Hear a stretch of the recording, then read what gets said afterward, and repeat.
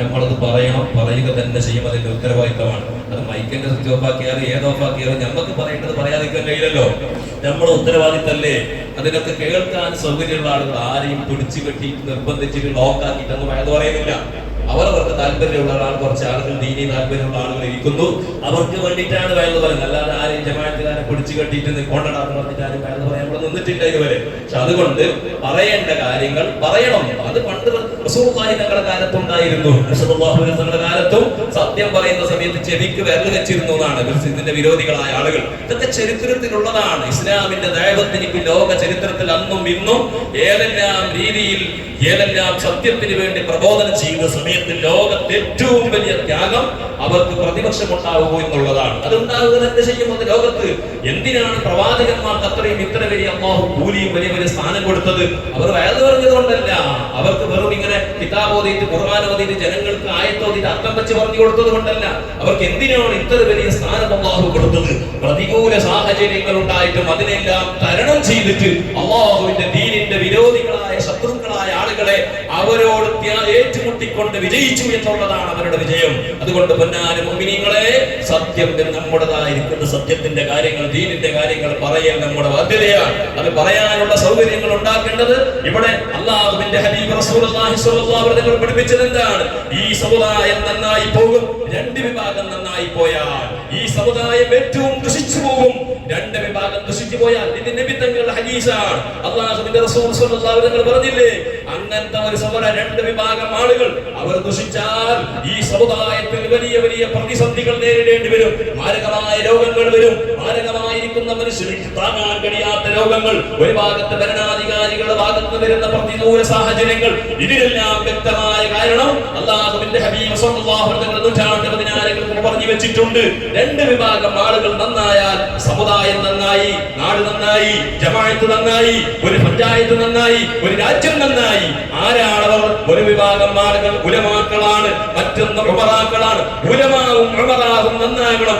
ദീനീ ബോധത്തോടു കൂടി പ്രവർത്തിക്കുന്ന താല്പര്യം ഉലമാഹിനുണ്ടാകണം. ഉലമാക്കൾ എന്ന് പറഞ്ഞാൽ മുനിയന്മാർ പറയുമ്പോൾ പല ആളുകളും ഇന്ന് നമ്മൾ ലോകത്ത് കാണുന്നതാ വെറും ദുനിയവിയായ നിലക്കുള്ള നേട്ടങ്ങൾക്ക് മാത്രം ജീവിക്കുമ്പോഴാണ് ഇത്രയും വലിയ പരീക്ഷണങ്ങൾ. അതുപോലെ തന്നെ ഉമറാക്കൾ എന്ന് പറയുന്ന ഒരു വിഭാഗം ആളുകൾ അവർക്ക് അധികാര കസേരയിൽ ഇരിക്കണം. ഈ രാജ്യത്ത് കിട്ടിയ എന്തെങ്കിലും ഒരു അധികാരങ്ങൾ അത് ശാശ്വതമാകണം. സത്യം പറഞ്ഞാൽ ജനങ്ങൾ വെറുക്കും എന്നുള്ളത് ലോകത്തുള്ള ചരിത്രമല്ലേ? ഇത് ഖുർആൻ പഠിക്കാത്തത് കൊണ്ടല്ലേ നമുക്കിത് ഉണ്ടാകുന്നത്? സത്യം പറഞ്ഞാൽ ലോകത്ത് എതിരാളികൾ ഉണ്ടാകും എന്നുള്ളത് ഇത് പരിശുദ്ധ ഖുർആനിന്റെ ലോകത്ത് ബഹുമാനപ്പെട്ട സയ്യിദുനാ സഫിയുല്ലാഹി ആലം നബി അലൈഹിസ്സലാത്തു വസ്സലാം മുതൽ വന്ന പ്രവാചകന്മാരുടെ ഇനി ഖിയാമത്ത് നാളോളം വരുന്ന ജനങ്ങൾക്ക് പാഠമാണ്. സത്യം പറഞ്ഞാൽ എതിർക്കും. അല്ലാഹുവിന്റെ റസൂലിന് എപ്പോഴാ ജനങ്ങൾ പ്രതിപക്ഷമായത്? നബി സല്ലല്ലാഹു അലൈഹി വസല്ലം ലോകത്തെ ഏറ്റവും വലിയ അല്ലമീനല്ലേ? നബി തങ്ങൾ അല്ലമീൻ എന്ന് വിളിച്ചത് ആരാ? അബൂബക്കർ സിദ്ദീഖ് തങ്ങളല്ല, ഉമറുൽ ഫാറൂഖ് തങ്ങളല്ല. നബി സല്ലല്ലാഹു അലൈഹി വസല്ലം പ്രവാചകനാകുന്നതിന് മുമ്പ് മക്കത്തെ ജനങ്ങൾ ആ പ്രവാചകനെ, ആ മുഹമ്മദിനെ വിളിച്ചത് അൽ അമീൻ അസ്വാദിഖ് എന്നാണ്. എന്നാൽ ആ പ്രവാചകർ സല്ലല്ലാഹു അലൈഹി വസല്ലം തങ്ങൾക്ക് എതിർപ്പുണ്ടായപ്പോഴാണ് 40 വയസ്സ് വരെ പ്രവാചകർക്ക് പ്രതിപക്ഷം ഉണ്ടായിരുന്നില്ല. പ്രവാചകർ സ്വല്ലല്ലാഹു അലൈഹി വസല്ലം പറഞ്ഞത് അന്തിമ വാക്കാണ്. എന്ത് പറഞ്ഞാലും അത് ജനങ്ങൾ അംഗീകരിക്കുന്ന കാലമാണ്. ആ പ്രവാചകനാണ് ഏറ്റവും വലിയ അംഗീകൃതമായ മനുഷ്യൻ. മക്കയിലെ ജനങ്ങൾക്ക്, കുഫാരികൾക്ക്, അബൂജഹലിന്, ഉത്ബത്തിനിക്ക്, ശൈബത്തിനിക്ക്, അബൂലഹബിനിക്ക്, സർവ്വ ആളുകൾക്കും അല്ലാഹുവിന്റെ റസൂൽ അംഗീകൃതനാണ്. എപ്പോഴാണ് നബി തങ്ങൾക്ക് എതിർ വന്നതെന്നറിയോ? നബി സല്ലല്ലാഹു അലൈഹി വസല്ലം തങ്ങൾ സത്യം വിളിച്ചു പറഞ്ഞു, ഖൂലൂ ലാ ഇലാഹ ഇല്ലല്ലാഹ്. യാ അഹ്ല ഖുറൈശ് കൂട്ടങ്ങൾ വിളിച്ചുകൊണ്ട് സഫാ പർവതത്തിന്റെ മുകളിൽ കയറിക്കൊണ്ട് അല്ലാഹുവിന്റെ റസൂൽ വിളിച്ചു പറഞ്ഞു, ഖൂലൂ ലാ ഇലാഹ ഇല്ലല്ലാഹ്. നിങ്ങൾ ലാ ഇലാഹ ഇല്ലല്ലാഹ് എന്ന സത്യത്തിനെ വിളിച്ചു പറഞ്ഞപ്പോഴാണ് ഏറ്റവും അടുത്ത ആളുകൾ കല്ലെറിയാൻ തുടങ്ങിയത്. നബി തങ്ങൾ ഏറ്റവും അടുത്ത ആളാണ് മുത്താബ. ആരാണ്? അബൂലഹബ് എന്ന് പറയുന്നത്. തബ്ബത് യദാ അബീ ലഹബിൻ വതബ്. ആ പരിശുദ്ധ ഖുർആൻ ആയത്ത് സൂറത്തില്ലേ, അത് നബി തങ്ങളുടെ ഉപ്പാന്റെ ജ്യേഷ്ഠനാണ്. നബി തങ്ങൾക്ക് സംരക്ഷണമായി നിൽക്കേണ്ട ആളാണ്. ആ അബൂലഹബാണ് അല്ലാഹുവിന്റെ റസൂലിന് ആദ്യമായി അവിടെ നിന്ന് പ്രതികരിച്ചത്. തബ്ബൽ ലക യാ മുഹമ്മദ് അലിഹാദാ ജമഅതനാ എന്ന് ചോദിച്ചുകൊണ്ട് പ്രവാചകനെ ഭ്രാന്തനാണെന്ന് വിളിച്ചത് ആരാ? അബൂലഹബാണ്. എന്തിനു വേണ്ടി? നിമിത്തങ്ങൾക്ക് എന്തെങ്കിലും സാമ്പത്തിക ഇടപാടുണ്ടായത് കൊണ്ടല്ല, നിമിത്തങ്ങൾക്ക് എന്തെങ്കിലും കുടുംബപരമായ പ്രശ്നം ഉണ്ടായത് കൊണ്ടല്ല, നിമിത്തങ്ങളോട് വേറെ എന്തെങ്കിലും അവർക്ക് വ്യക്തിപരമായ പ്രശ്നങ്ങൾ ഉണ്ടായത് കൊണ്ടല്ല, സത്യം പറഞ്ഞു എന്നതിന്റെ പേരിൽ. അതുകൊണ്ട് സത്യം പറയുമ്പോൾ ലോകത്ത് കല്ലെറിയും. സത്യം പറഞ്ഞൊരു പ്രവാചകനിക്കും ലോകത്ത് പൂമാലയിട്ടുകൊണ്ട് സ്വർണത്തിന്റെ മാലയിട്ടുകൊണ്ട് വെൽക്കം ചെയ്ത ഒരു ചരിത്രം ലോക പരിശുദ്ധ ഖുർആൻ എവിടെയും കാണുന്നില്ല. പ്രവാചകൻ നൂഹ് നബി അലൈഹി സ്വലാത്തു വസ്സലാം ഇന്നക ലമജ്നൂൻ എന്ന് വിളിച്ചു പ്രവാചകനെ 980 കൊല്ലക്കാലം. ഇബ്രാഹിം നബി അലൈഹി സ്വലാം സത്യം പറഞ്ഞ തീകുണ്ടത്തിലേക്ക് വലിച്ചെറിഞ്ഞു. മഹാന്മാരായ സർവ്വ പ്രവാചകന്മാർക്കും ലോകത്ത് പ്രതികൂല സാഹചര്യങ്ങൾ ഉണ്ടായത് സത്യം പറഞ്ഞതിന്റെ പേരിൽ. അതുകൊണ്ട് ഞങ്ങളുടെ ദൗത്യമാണ് പറയേണ്ടത്, ഞങ്ങളുടെ ഉത്തരവാദിത്തമാണ്. അള്ളാഹു ഞങ്ങളെ ഈ തലപ്പാവ് ധരിച്ചുകൊണ്ട് ഈ വേഷത്തിലേക്ക് സെലക്ട് ചെയ്തത് നാട്ടുകാരുടെ അട്ടിപ്പത്രം തന്നുകൊണ്ട് ബിരിയാണി തന്നിട്ട് തേക്കിട്ടുകൊണ്ട് വീട്ടിൽ റൂമിൽ കടന്നുറങ്ങാൻ വേണ്ടി മാത്രമല്ല. അങ്ങനെ കടന്നുറങ്ങിയാൽ ഈ ജമാഅത്തിൽ നടക്കുന്ന സർവ്വ തെറ്റുകുറ്റങ്ങളുടെ ഉത്തരവാദിത്തം ഞങ്ങളുടെ തലയിലായിരിക്കും. ആ ഉത്തരവാദിത്തം തീർക്കുക മാത്രമാണ് എന്റെ പണി. എന്റെ പണി അത് മാത്രമേ ഉള്ളൂ. എന്നോട് റബ്ബ് ചോദിക്കുന്നത്, ജമാഅത്തിന് പല പോയിട്ട് വീടിലേക്ക് പോയിട്ട് കള്ളുകുടിക്കുന്നവനെ ഗാഞ്ച വലിക്കുന്നവനെ പോലെ വെച്ചോട്ട് വന്നിട്ട് അറസ്റ്റ് ആക്കിന അള്ളാഹ് എന്നോട് ചോദിക്കൂല. എന്നോട് അള്ളാഹു ചോദിക്കേയില്ല. ഒരുപാട് വ്യഭിചാരികളുണ്ട്, പണ്ടിരുന്നവരുണ്ട്, തോന്നിവാസം ചെയ്യുന്നവരുണ്ട്. അള്ളാഹ് ചോദിക്കൂലേ മൊയ്യാരെ ഇങ്ങോട്ട് വാ, നീ എന്ത് 5-6 കൊല്ലക്കാലത്ത് നിന്നിട്ട് അവനെ പൊരയിൽ പോയിട്ട് വേറെ പറഞ്ഞ് ചോദിക്കൂല, അവനെ പിടിച്ചിട്ട് എന്താക്കി ബന്ധാക്കി ചോദിക്കൂല. അള്ളാഹു എന്നോട് ചോദിക്കും, ഇത്ര കാലത്തിന്റെ കാലാവധിയിൽ നീ പറഞ്ഞിട്ടുണ്ടോ? അനക്ക് കൂടിയിരിക്കുന്ന നിങ്ങളൊക്കെ അന്ന് ചിലപ്പോ നിങ്ങൾ എന്താവും, ഇന്ന് നിങ്ങൾ പറയും ചിലപ്പോ ഞങ്ങൾ കത്തിയിട്ട് പറഞ്ഞിട്ടാന്ന് പറഞ്ഞിട്ട് മാസ്റ്റർമാരോകത്ത് പറയും നടക്കൂല. ഇന്നത്തെ ഖുതുബയിൽ പറഞ്ഞത്, ഖുതുബയിൽ അവസാനമായി പറഞ്ഞത്, മനുഷ്യരെ വായിക്ക് സീരി വെക്കുന്ന ദിവസം വരാൻ പോകുന്നത്, വായിക്ക് സീരി വെക്കുന്ന ദിവസമാണ് വരാൻ പോകുന്നത്, കൈകൾ സംസാരിക്കുന്ന ദിവസമാണ് വരാൻ പോകുന്നത്. അല്ലയോ മനഹ്തിമു അലാ അഫ്വാഹിഹിം വതുകല്ലിമുനാ അയ്ദീഹിം വതശ്ഹദു അർജുലുഹും ബിമാ കാനൂ യക്സിബൂൻ. അല്ലാഹുവിന്റെ ഖുർആനാ. ആ ഖുർആൻ എന്താ പറയുന്നത്? അന്നത്തെ ദിവസം ചിലപ്പോൾ നിങ്ങളെല്ലാം വിചാരിക്കും അയാൾ പറഞ്ഞിട്ട് അത് പറഞ്ഞത് ശരിയല്ലേ, പക്ഷെ ഞങ്ങൾ മത്സരം കൊടുക്കണം, എല്ലാവരും കൂടി ജമാഅത്തെല്ലാം കൂടിയിട്ടുണ്ടായി അയാൾ മത്സരം കൊടുക്കണം എന്ന് വിചാരിച്ച് ഞങ്ങൾ എല്ലാവരും സെറ്റായിട്ട് പോകുന്നുണ്ട് ദുനിയാവെന്ന്. മത്സരം അവിടെ കാണുമല്ലേ, ആ കണ്ണില്ലാ കത്തിച്ച പറഞ്ഞിട്ട് ഇല്ലാതെ പറയണം. പറയാൻ നടക്കൂല. എന്തേ കാരണോ? നാവല്ല സംസാരിക്കുന്നത്, നാവല്ല സംസാരിക്കുന്നത്. വായിക്കുന്ന സീൽ വെക്കും, ബന്ധാക്ക് ഫുള്ള് സീലായി, പിന്നെ ഓപ്പൺ ഇല്ല, കയ്യാ സംസാരിക്കുന്നത്.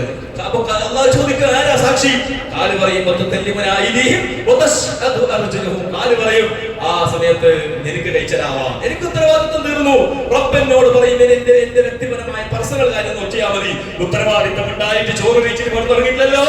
ആ കിടന്നിറങ്ങിയിരുന്നെങ്കിൽ ഞാനും കൂടി ഉത്തരവാദിത്വം, നിങ്ങൾ ചെയ്യുന്ന കുറ്റങ്ങൾ ഞാനും കൂടി പങ്കാളിയാകും. ആരെല്ലാമാണ് ഒരു നാട്ടിൽ അധാർമികത കാണുമ്പോൾ ആര് പുഞ്ചിരിച്ചിട്ട് പുറം തട്ടിട്ട് സാരയില്ല, അതൊന്നും ദുനിയാവുക്ക് പേര് കെട്ടാൻ ആര് വരലറ എന്ന് പറയുന്നവരുണ്ടോ?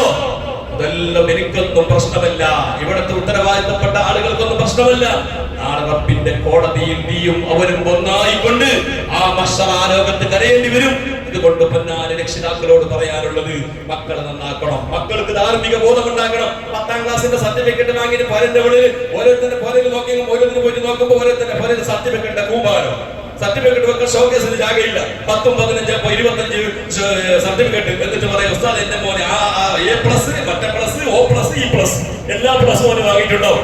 ആ മോന ബാങ്ക് കൊടുക്കുന്ന സമയത്ത് അങ്ങാടിരുന്ന് കൊണ്ട് കാഞ്ച വലിച്ചുകൊണ്ട് തോന്നിവാസിയായി ദൈവത്തിന്റെ മീമെന്ന് പറഞ്ഞിട്ട് ഇസ്ലാമിന് വിരോധമായ കാര്യങ്ങൾ നടക്കുന്നത് ഇതേ A+ന്റെ ഉടമയാണ്. ഇതുണ്ടായിട്ട് കാര്യമുണ്ടോ? ഇന്ന് ഞാൻ ആലോചിച്ചു പോയി, ഇന്ന് സ്കൂൾ ലീവല്ലേ? ഇന്ന് സ്കൂൾ ലീവല്ലേ? അല്ല, എല്ലാ സ്കൂൾ ലീവല്ലേ? എല്ലാ സ്കൂളിൽ ലീവാണ്. എത്ര കുട്ടികളുണ്ട് നോക്ക്, വേറെ കേൾക്കാൻ വേണ്ടി എത്ര കുട്ടികളുണ്ട് നോക്ക്. ഒന്നാമത്തെ സലാം കിട്ടിയപ്പോ ഞാൻ തിരിഞ്ഞിട്ട് ഇന്ന് കുറെ നേരം നോക്കി. എന്തിന്? എത്ര മക്കൾ എപ്പോഴും പോകുമ്പോ പറയും സ്കൂളുണ്ട്, സ്കൂളല്ലേ സാർ, സ്കൂളിന്റെ ടൈമിൽ ഇരിക്കണ്ടേ? ഇന്ന് സ്കൂളില്ല. സ്കൂളില്ലാത്ത എത്രയോ മക്കൾ ഇങ്ങനെ ലീവായിട്ട് പോകുന്നത് കണ്ടു. ആരെ മക്കളാ? ഇരിക്കുന്ന ആജിയാര മക്കളുണ്ടാവും, ഇരിക്കുന്ന ആജിയാര പുള്ളിമാരുണ്ടാവും, നിങ്ങൾ അനുജന്മാരുണ്ടാവും. ഓരല്ല ഇങ്ങനെ ഇറങ്ങിയിട്ട് പോകാൻ ആജിയാർ വേദന കേട്ടിട്ട് നാളെ അല്ലാഹ് സ്വർഗത്തിലേക്ക് ഒന്നാമത്തെ കോടതിയിലെ ഒന്നാമത്തെ സഫിനത്തിന് സ്വർഗത്തിലേക്ക് കാലെടുത്ത് വെക്കുമ്പോ പഠിച്ചോനെ വിളി വിളി വിളി വിളി വിളിക്കും. ആരി? അല്ലാഹുവിനോട് പറയും, പഠിച്ചോനെ ഞാൻ സ്വർഗത്തിലേക്ക് പോകാൻ, നരകത്തിലേക്ക് പോകാൻ കാരണം എന്റെ ഉപ്പാണ്, എന്റെ ഉപ്പാപ്പയാണ്. അള്ളാഹുവിനോട് പറയും, മുഹമ്മദില്ലേ, ആ കാതറില്ലേ, ആ ഇബ്രാഹിം, മത്സരത്തിന്റെ സീനായത്.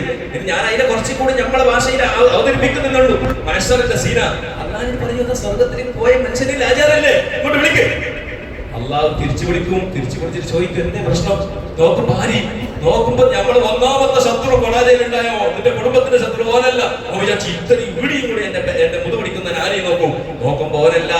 നിന്റെ കോടാനകോടി സ്വത്ത് മുഴുവനും മക്കൾക്ക് വേണ്ടി എടുത്തു വെച്ചിട്ട്, പള്ളിക്ക് വേണ്ടി, ദീനിന് വേണ്ടി ഒരു ഹജ്ജ് പോലും ഒരു ഉംറ പോലും ചെയ്യാത്ത സ്വത്തിനെ മുഴുവനും എടുത്തു വെച്ചിട്ട് ആ മക്കൾക്ക് എടുത്തു വെച്ച മോനില്ലേ, മോൻ പിടിക്കുന്ന പിടിച്ചവനെ ഓനെ സ്വർഗത്തിന് കടത്തണ്ട. ഞാൻ നരകത്തിൽ ഇങ്ങനെ ആവാൻ കാരണം എന്റെ ഉപ്പാണ്. ഞാൻ കാഞ്ച വെച്ചിട്ട്, ഞാൻ കള്ളു കുടിച്ചിട്ട് വ്യഭിചാരം ചെയ്തിട്ട് കിട്ടിയ പെണ്ണിന്റെ ബാക്കിൽ പോയിട്ട് ഉള്ള നാട്ടുകാരും വീട്ടുകാരും കല്ലെറിഞ്ഞിട്ട് ഞാൻ ഹറാമിയായി പോകാൻ കാരണം എന്റെ ഉമ്മയാണ്. അതുകൊണ്ട് ഓനെ നരകത്തിലേക്ക് ഇട്ടിട്ട് ഓന്റെ നെഞ്ചത്ത് ചവിട്ടിട്ട് ഞാൻ നിൽക്കാൻ ആര് പറയുന്നേ? സ്വന്തം ചോര കൊണ്ട് പിറന്ന മക്കളാണ്. ഇങ്ങനത്തെ ഒരു അവസ്ഥ നമുക്ക് മഹ്ശറയിൽ വന്നാൽ ആരോട് പറയും? തങ്ങളുടെ പോയിട്ട് എന്തെങ്കിലും ഉറുക്ക് വാങ്ങിയിട്ട് രക്ഷപ്പെടാൻ കഴിയോ? ഏതെങ്കിലും വലിയ സ്വാലിഹായ തങ്ങളുടെ ഒരു ദ്വാരിപ്പിച്ചിട്ട് സ്വർഗത്തിലേക്ക് എത്തിക്കാൻ കഴിയോ? അതൊന്നും അവിടെ നടക്കൂല. അതുകൊണ്ട് പൊന്നാര രക്ഷിതാക്കളെ, മക്കൾക്ക് ധാർമ്മിക ബോധം ഉണ്ടാക്കി കൊടുക്കണം, ഇസ്ലാമികമായ ചുറ്റുപാടുണ്ടാക്കി കൊടുക്കണം. അതിന്റെ നാട്ടിന്റെ വീട് നന്നാക്കണം. ആദ്യമായിട്ട് ഞാൻ പറയുന്നത്, ഇപ്പൊ തന്നെ സുബഹി ജമാഅത്തിന് 2 സഫൽ ആളുണ്ടായി. ഇപ്പൊ ആള് കുറഞ്ഞിട്ട് ഇന്ന് 3 സഫ്, ഇന്ന് 3 സഫ്. ആൾക്കാർ പറയും മയക്കുതിരുണ്ടല്ലേ, മയക്കുതിര്. സുബഹിക്ക് എന്തെങ്കിലും കുടുംബത്തിന് എന്തെങ്കിലും പരിപാടി പൊരപൊടിക്ക് നല്ല മട്ടൻ കറിയും പത്തലുണ്ടെങ്കിലും മഴയല്ല, തൂഫാന് മഴ വരുന്നെങ്കിലും ഇറങ്ങിയിട്ട് പോയേ രക്ഷപിടിച്ചിട്ട്. ഇതെല്ലാം നമ്മൾ ചിന്തിക്കണം. ഇന്നത്തെ പ്രശ്നം ജമാഅത്തിന് ആള് പറയാൻ കാരണം എന്ത്? ബാങ്കിലെ ബേ ഉസ്താദ്, ബാങ്ക് ബേ അല്ലേ? ബാങ്ക് ബേ എന്നുള്ളത് ബാങ്കിന്റെ ടൈം നോക്കിയിട്ടല്ലേ? നിങ്ങൾ ബാങ്കിന്റെ ടൈം നോക്കിയിട്ട് നിങ്ങൾക്ക് വേണ്ടി സൗകര്യപ്പെടുത്തുകയല്ല. അതുകൊണ്ട് ജമാഅത്തിന് വരണം. ജമാഅത്ത് നിസ്കാരത്തിന് പള്ളിയിലേക്ക് സൗകര്യമുള്ള ആളുകളൊക്കെ വരണം. അതുപോലെ തന്നെ മറ്റുള്ള ജമാഅത്ത് നിസ്കാരങ്ങൾക്ക് മഗ്‌രിബ് ഇശായിലൊക്കെ പലപ്പോഴും ഞാൻ അവസാനിപ്പിക്കുന്നു. പലപ്പോഴും ഞാൻ പറയുന്ന ഒരു കേസാണ്. മഗ്‌രിബിന് നല്ലോണാണ് എല്ലാം പള്ളി. മഗ്‌രിബിന് 2 സഫ് 3 സഫ് ആൾക്കാരുണ്ടാവും. എപ്പോ പള്ളി നമ്മുടെ നാട്ടിൽ ഒരു മിനിമം 2 സഫ് ആളുണ്ടാവും. ഇതേ മനുഷ്യന്മാർ ഇശാബൊക്കെ എന്താണ് പോയി? ഇതേ മനുഷ്യന്മാർ നാട്ടിൽ എല്ലാവരും ഇശാബൊക്കെ നാട്ടിലേക്ക് എത്തുന്നല്ലേ? ഇശാബൊക്കെ അങ്ങോട്ട് പോകുന്നതാ ആണോ? അങ്ങനെയാണോ? അല്ലല്ലോ.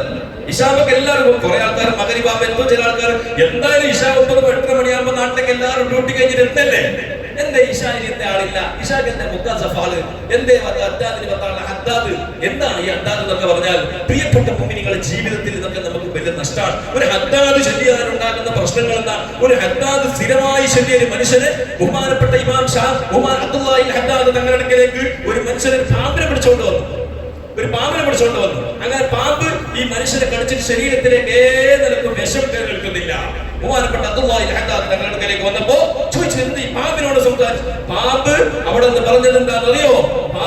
പാമ്പ് നോക്കിക്കൊണ്ട് ബഹുമാനപ്പെട്ട അബ്ദുല്ലാഹി ഹദ്ദാദ് തങ്ങൾ ചോദിച്ചു, നീ എന്തെങ്കിലും പ്രത്യേകമായി ഇബാദത്ത് ചെയ്യുന്നോ ചോദിച്ചു. ബഹുമാനപ്പെട്ടവരോട് ആ മനുഷ്യൻ പറഞ്ഞു, സ്ഥിരമായിട്ട് ഹദ്ദാദ് ചെല്ലുന്ന മനുഷ്യനാണ്, എപ്പോഴും ഹദ്ദാദ് ചെല്ലും. ബഹുമാനപ്പെട്ട അബ്ദുല്ലാഹി ഹദ്ദാദ് തങ്ങൾ പറഞ്ഞു, സ്ഥിരമായിട്ട് അതിന്റെ മട്ടം പോലെ ഹദ്ദാദ് ചെല്ലുന്നവർക്ക് പാമ്പ് കടിയേൽക്കൂല, ശൈത്വാനിയായ ഇടങ്ങേറുണ്ടാവൂല, കണ്ണേറുണ്ടാവൂല.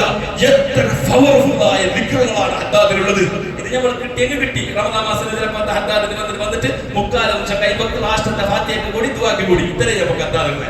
ഈ ഹദ്ദാദ് പതിവാക്കണം. അത് പറയുന്നത് പള്ളിക്ക് വരാൻ കഴിയുന്നില്ലെങ്കിൽ പള്ളിയിലെങ്കിലും ഇരുന്നിട്ട് ഹദ്ദാദുകൾ ചൊല്ലണം. ഇതൊക്കെ പഴയ കാലത്ത് നമ്മുടെ പണ്ഡിതന്മാർ ഉണ്ടാക്കിയിട്ട് വെറുതെ ഉസ്താദന്മാർക്ക് മുക്രിക്കും തട്ടിപ്പിന് പണിയാവാനല്ല, നാടിന്റെ ബലായകൾ തട്ടിക്കളയാൻ വേണ്ടിയിട്ടാണ്. ഇനി ആര് ചെറുതിലെങ്കിലും പിന്നെ ഉസ്താദിന് നമ്മളെ വീട്ടിലേക്ക് വരുന്നവരായി തട്ടും. അല്ല, നമ്മുടെ കുടുംബത്തിലേക്ക് വരുന്ന ആളുകൾ, സ്ഥിരമായിട്ട് വരുന്ന കുറച്ച് ആൾക്കാർക്ക് ഇത് ഓരോന്നിട്ട് അങ്ങാടി ഇരുന്നിട്ട് ചായ കുടിച്ചിട്ട് 10 പ്രസാദം എടുക്കുമ്പോൾ ഞമ്മ നാട്ടുകാർക്ക് എല്ലാവർക്കും പഠിച്ചവനെ എന്താ ചെല്ലിട്ട് നാട്ടിലെല്ലാവരും ബലാകുണ്ട്. അല്ല ചോദിക്കുവേ കള്ളു കുടിച്ചിട്ട് കാഞ്ച വെച്ചിട്ട് റോഡിലേക്ക് ഫസ്റ്റ് എടുക്കുന്നത് 20 ചെല്ലുന്ന നിൽക്കുവാനും സ്വർഗത്തിൽ കിടക്കും. നീ എന്താ ഓരോ എഗ്രിമെന്റ് വാങ്ങിനാ? അത് നമ്മൾ ചോദിക്കൂലേ? അതുകൊണ്ട് മുഅ്മിനീങ്ങളെ ഇത്തരം കാര്യങ്ങൾ ശ്രദ്ധിക്കണം. മക്കളെ നന്നാക്കണം. അനാവശ്യമായ കാര്യം വിട്ടു നിൽക്കണം. മഴയാണ്, കൂടുതൽ വെള്ളമുള്ള സ്ഥലത്തേക്കൊക്കെ സ്കൂളൊക്കെ ലീവാകുമ്പോൾ പല പ്രശ്നങ്ങളാണ്. പല സ്ഥലത്തും മുങ്ങി മരിക്കലും അതുപോലെ തന്നെ അപകടങ്ങളൊക്കെ സാധ്യതയുണ്ട്. അതുകൊണ്ട് മക്കളൊക്കെ കൺട്രോൾ ചെയ്യണം, നല്ല ഉപദേശം കൊടുക്കണം, നല്ലവരായി ജീവിച്ചു മരിക്കാനുള്ള ശ്രമങ്ങൾ നടത്തണമെന്ന് എന്റെ നഫ്സിനോടും നിങ്ങളോട് ഞാൻ ഓർമ്മപ്പെടുത്തി എന്റെ 2 വാക്കുകൾ ഞാൻ അവസാനിപ്പിക്കുന്നു. അർഹമുർ റഹീമിനായ മാലിക്കുൽ മുലൂക്കായ കരുണക്കടലായ റാഹിമുൽ